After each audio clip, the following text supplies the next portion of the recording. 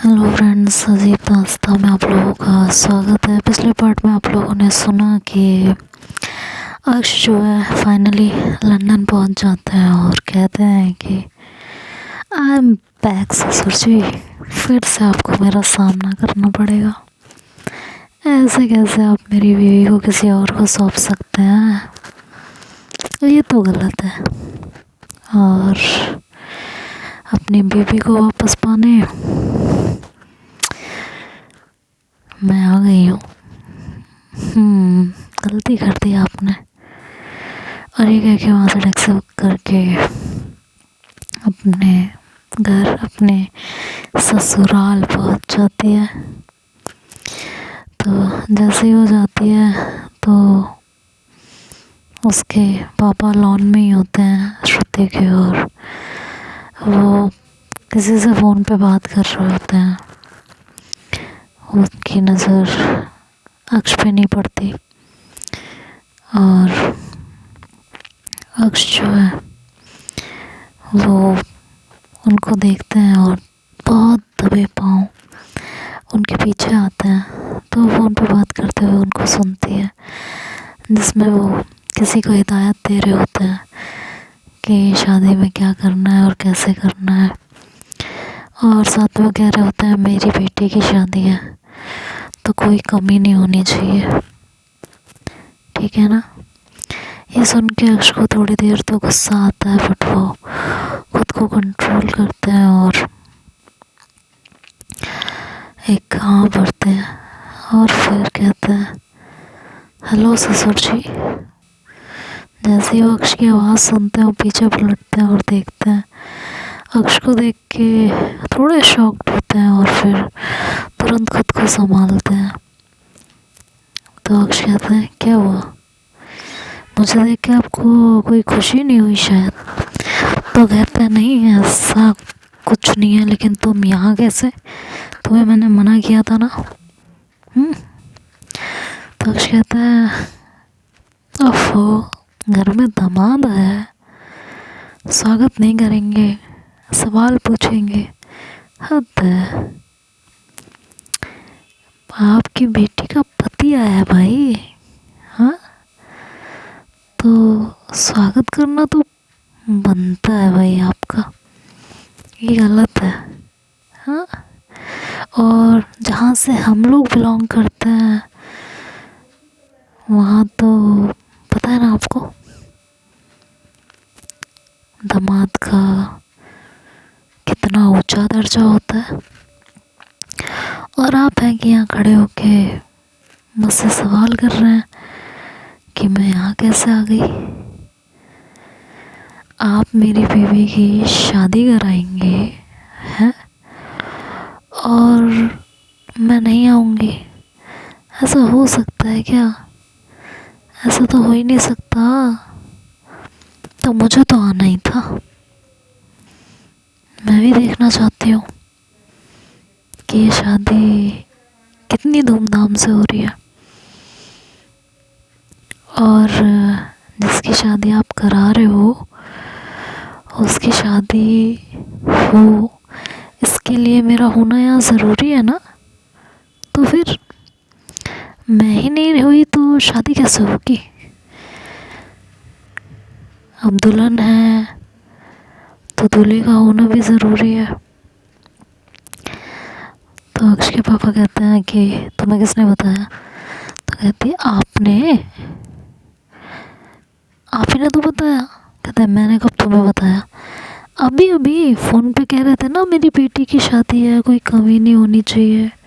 सुन लिया मैंने, मेरी किस्मत अच्छी है। नहीं मैं ये सोचा कि आप यहाँ अपनी बेटी का इलाज करा रहे होंगे। एक मिनट, अपनी बेटी का नहीं, मेरी बीवी का इलाज कराने लेके आए हैं।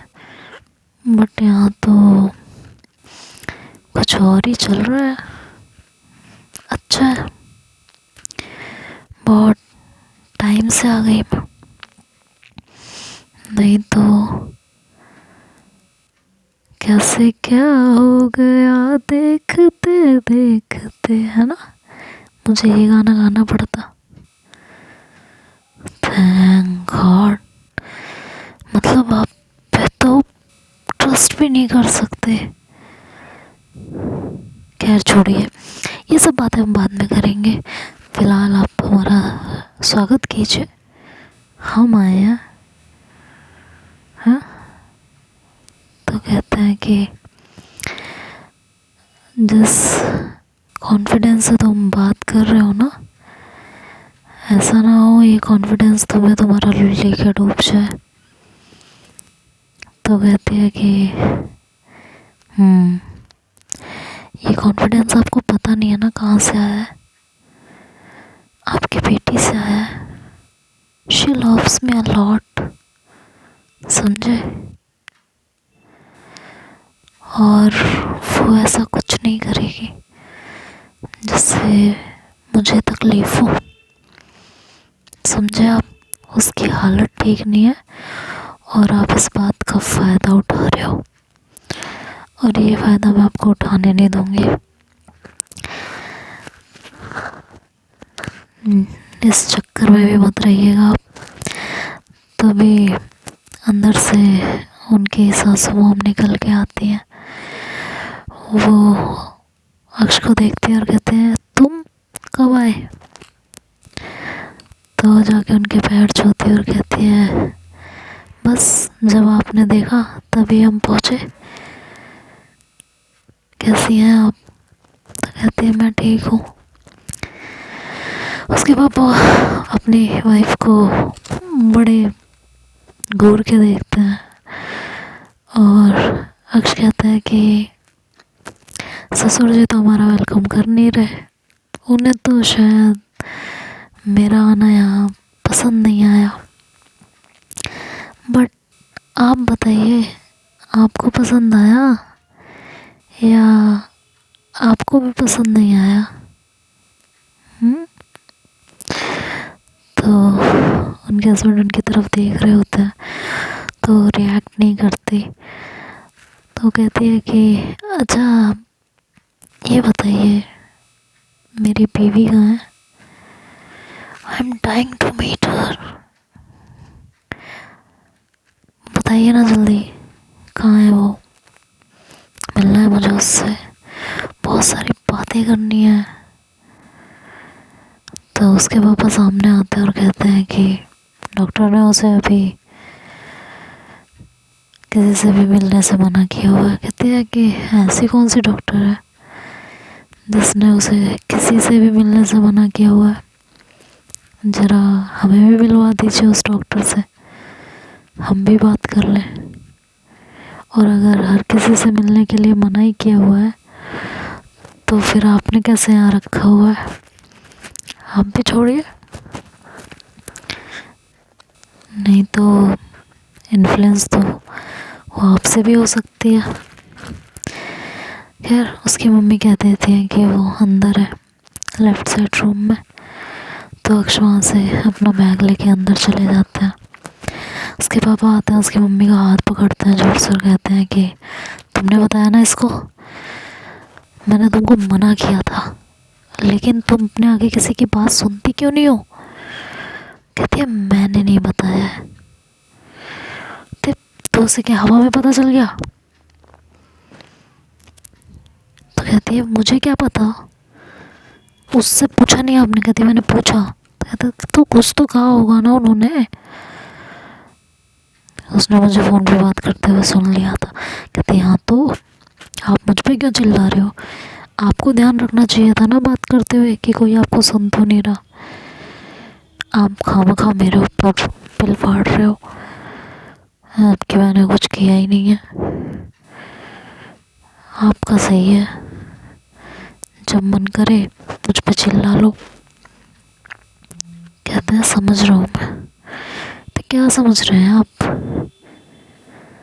मैंने नहीं बुलाया है उसको, और एक ही बात के बार बार कह देने से वो बात सच नहीं हो जाती। नहीं बुलाया है मतलब मैंने नहीं बुलाया, बस। कहते हैं कि उसने, मैं वो कह रही हूँ मेरी बात सुन के उसे पता चला, वहाँ आई क्यों? अगर मेरी बात सुन के पता भी चला है तो वो यहाँ आई है तो कुछ तो उसे पता चला होगा तभी तो आई, नहीं तो यहाँ आती क्यों वो? ये क्यों नहीं आ सकती? वाइफ है उसकी यहाँ पे, मिलने आई होगी। तो कहते हैं 1 सेकंड, पहली बात तो वो उसकी वाइफ है नहीं, उसकी शादी मैं निखिल से करूँगा। तो ये बार बार वाइफ है उसकी कहना आप बंद करो, ठीक है। तो उसकी मम्मी कहती है अभी निखिल से उसकी शादी हुई नहीं है ना, और जब तक उसकी शादी निखिल से हो नहीं जाती तब तक तो वो उसी की वाइफ रहेगी। आप चाहे इस बात को मानिए और चाहे मत मानिए, ये आपकी मर्जी है। तो आप मुझे रोक नहीं सकते उसे उसकी वाइफ कहने से, ठीक है। मैं आपसे भी कहूँगी कि इज्जत छोड़ दीजिए। इज्जत में बहुत कुछ बर्बाद हो सकता है,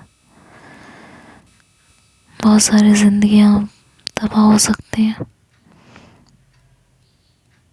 तो इज्जत को जाने दीजिए। वो अक्ष को प्यार करती है और अक्ष के साथ खुश रहेगी। कहते हैं अच्छा तुम अपनी बकवास बंद करो, किसके साथ खुश रहेगी किसके साथ खुश नहीं रहेगी वो मैं देख लूँगा। तुम्हें बहुत पता है, तुम्हें मैंने पहले ही कहा था कि मत करो ये सब। मेरी लड़की उसके साथ खुश नहीं रहेगी, लेकिन तुमने अपने आगे मेरी बात कभी मानी ही नहीं है और आज भी तुम वही कर रही हो। तो ये मेरे से इस बारे में बात मत करो, शादी तो मैं उसकी निखिल से करा के रहूँगा। कहते हैं ठीक है, जब आपको किसी की सुननी नहीं है तो आपसे कुछ कहने का कोई फ़ायदा भी नहीं है। जैसा आपको ठीक लगे आप कीजिए, बट जब तक उसकी शादी हो नहीं जाती तब तक मेरे लिए वो अक्ष की बीवी रहेगी, बस। इधर अक्ष जैसे ही रूम में जाते हैं, रूम नॉक करते हैं तो श्रुति कहती है कौन है। तो अक्ष डोर ओपन करते हैं। श्रुति अक्ष को देखती है और थोड़ा घबरा जाती है उसे देख के। तो कहती है कि तुम यहाँ कैसे। तो अक्ष को बड़ा बुरा सा लगता है। एक पल को उसको लगता है कि वो यहाँ से अभी के अभी चली जाए। दूसरे ही पल वो खुद को शांत करती है और सोचती है कि काम इसमें इसकी क्या गलती है, अभी वो ठीक नहीं है। और अगर मैंने इस टाइम पे इस तरह से रिएक्शन दिया तो गलत हो जाएगा। मुझे खुद को बहुत संभालना होगा। मेरे लिए जर्नी काफ़ी टफ होने वाली है, कुछ भी आसानी से नहीं मिलने वाला, सबके लिए कीमत चुकानी पड़ेगी। और ये सोच के अक्ष खुद को संभालते हैं और श्रुति की तरफ आगे बढ़ते हैं और कहते हैं कि माई वाइफ, माई जान, तुम्हारे लिए आई हो यार। तो कहते नहीं, तूने मेरे बेबी को मारा था। तो अक्षर कहते हैं तो उसी गलती की माफ़ी मांगने आई हूँ, sorry, I am really sorry. और वो कान पकड़ के उसके सामने उठक बैठक करने लगती है। कहती है आई एम सॉरी ना, एक गलती तो सबसे हो जाती है, माफ़ कर दो यार, हाँ प्लीज़ प्लीज़ ना, यू नो ना आई लव यू। और अपने पति से कौन इतना नाराज़ रहता है, और वो बेबी पे क्या मेरा हक नहीं है, मेरा कुछ नहीं लगता। तो श्रुति कहती है हाँ तो आपका लगता है, आपका बेबी है वो, लेकिन आपने तो उसको इस तरह से डांटा ना, मारा, उसको फेंका उठा के, उसे कितनी चोट आई होगी। तो कहती है कि हाँ गलती की मैंने, और इसीलिए मैं तुमसे माफ़ी मांग रही हूँ ना। मांग रही हूँ कि नहीं मांग रही हूँ? हर किसी से हो जाती है यार, मुझसे भी हो गई, सॉरी, आगे से नहीं होगी। तो कहती है पक्का वाला प्रॉमिस? कहती है पक्का वाला प्रॉमिस, बहुत पक्का वाला। कहती है सोच लो, अब अगर आपने उस पर हाथ उठाया ना तो मैं आपसे बात नहीं करूँगी। कहती है कभी नहीं उठाऊंगी, आई प्रॉमिस यू। तुम्हारे सर की कसम। उसके सर पे हाथ रख के उसकी कसम खाती है। तब जाके श्रुति को उस पे यकीन होता है और वो उसकी तरफ देखती है, कहती है कि अब मत मारना, ठीक है? कहती है कभी नहीं, कभी नहीं मारूंगी। और क्यों मारूंगी भला? मेरा भी बेबी है वो। उस दिन गलती हो गई थी, तुम दवाई नहीं खा रही थी, मेरी बात नहीं सुन रही थी, बस इसलिए। तो कहती है अच्छा ठीक है। तो अक्षय से अपनी बाहें खोलते हैं और कहते हैं कि एक हक, बहुत दिन से तुम मुझसे दूर हो, आई रियली मिस यू। तो श्रुति 2 मिनट सोचती रहती है, देन आके उसके सीने से लिपटती है। इस बार श्रुति की भी आंखों से आंसू होते हैं और अक्ष की भी आंखों में आंसू होता है। तो अक्ष श्रुति की तरफ देखता है और फिर उसे अपनी बाहों में भरता है बहुत टाइटली। श्रुति अक्ष थोड़ी देर तक ऐसे ही एक दूसरे के गले लगे हुए होते हैं, एक दूसरे को फील कर रहे होते हैं। थोड़ी देर बाद अक्ष श्रुति को छोड़ता है और सबसे अच्छी बात ये थी कि इस बार श्रुति ने नहीं कहा उसको छोड़ने के लिए। ये अक्ष के लिए एक पॉजिटिव साइन था और कहीं ना कहीं वो मन ही मन अपने ससुर को धन्यवाद करती है कि वो उसको यहाँ लेके आए। कुछ तो पॉजिटिव साइन देखने को मिल रहा है।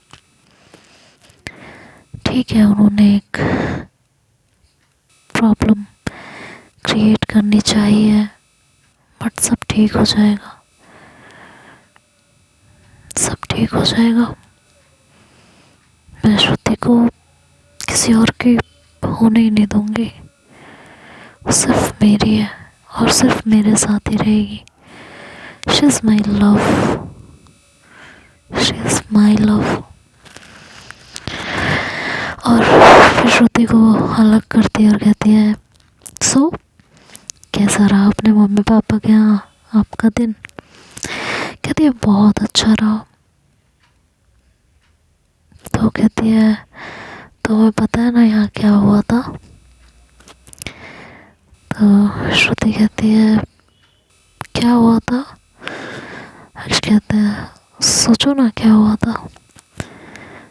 तो श्रुति का ध्यान बार बार बेबी की तरफ जाता है, वो उसकी बातों पे ध्यान नहीं दे रही होती। तो अक्ष बेबी को उठाता है अपने हाथ में और उसको सुलाने लगता है।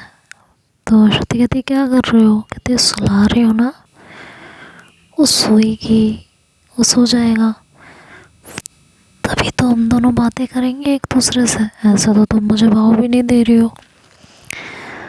तो कहती है कि ऐसा कुछ नहीं है, मैं भाव नहीं दे रही हूँ, बट अभी वो सो के उठा है। कहते हैं हाँ तो थोड़ी देर और सो जाएगा, कुछ नहीं जाता। तो श्रुति हंसती है और उसको हंसता देख अक्ष को खुशी मिलती है और वो एक नाटक करती है बच्चे को सुलाने का, और फिर उसको सुला के वहाँ लिटाती है और कहती है लो बेबी सो गया, अब यहाँ आओ मेरे पास बैठो। तो वो श्रुति का हाथ थाम के उसे अपने पास बैठाती है और कहती है कि अब बताओ यहाँ क्या हुआ था, तुम्हें याद तो होगा, ऐसा तो नहीं हो सकता कि तुम्हें याद ना हो। तो श्रुति बार बार बेबी की तरफ देख रही होती है, उसे उसके आगे जैसे कुछ और सोच ही नहीं रहा होता। तो कहती है कि चलो ठीक है, जब तुम्हें इस बारे में बात ही नहीं करनी है तो मैं बाहर जाती हूँ, और क्या कर सकते हैं। ये कह के वो बाहर जाने लगती है तो उसका हाथ पकड़ लेती है श्रुति और कहती है कि यहाँ हम दोनों मिले थे, यहाँ तुम मेरे हुए थे, तो मुझसे कभी प्यार था ही नहीं ना। हाँ, कभी भी नहीं था, बट देखा तुम्हें मैंने अपना बना ही लिया, चाहे जैसे।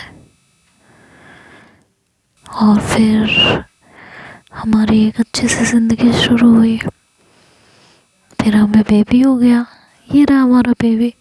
घूम फिर के उसकी बात बेबी पे ही आ जाती थी। खैर अक्ष ज़्यादा कुछ कहते नहीं है, कहते हैं हाँ बात तो सही है,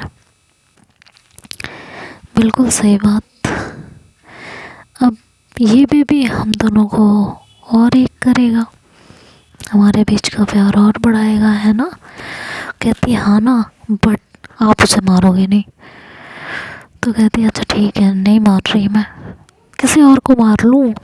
तो श्रुति कहती है किसे, कहती है तुम्हें। और ये कह के वो श्रुति के तरफ पढ़ने लगती है, श्रुति पीछे की तरफ होती है, अक्ष उसकी कमर में हाथ डालते हैं और उसे अपनी तरफ खींचते हैं, उसके अपनी बाहों में भरता है। तो श्रुति उसकी बाहों में झटपटाने लगती है, कहती है छोड़ो ना मुझे प्लीज़। तो कहते हैं क्यों, बेबी सो रहा है, तो बेबी जग जाएगा। कहते नहीं जग रहा बेबी, समझे, और इधर आओ तुम। अरे क्या के उसे और अपनी तरफ खींचती है। तो श्रुति उसके दोनों शोल्डर पे हाथ रख के उसे पीछे की तरफ पुश करने लगती है और अक्ष उसे अपनी तरफ खींचने लगता है।